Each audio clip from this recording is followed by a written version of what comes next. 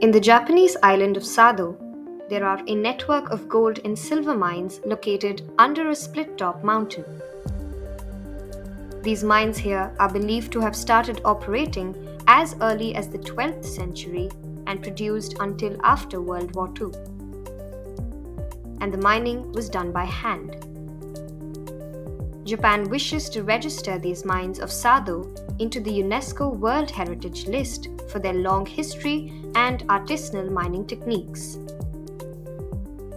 一つはですね、佐渡のこうやって採れた Ryo Usami from Sado City's World Heritage Promotion section says, Sado's history is basically the history of these gold mines. Many people migrated to Sado to mine gold and silver. They came from Japan, brought their local cultures, and mined using manual techniques.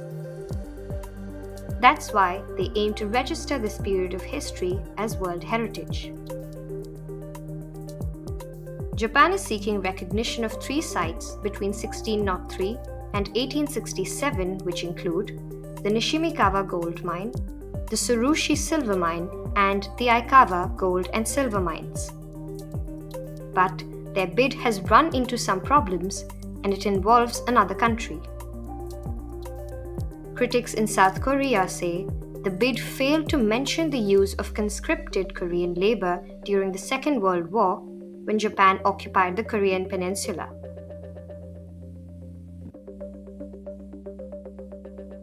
Japan and Korea have been in conflict since the 7th century.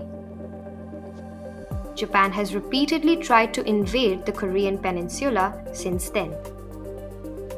In 1910, it annexed Korea, turning the territory into a colony.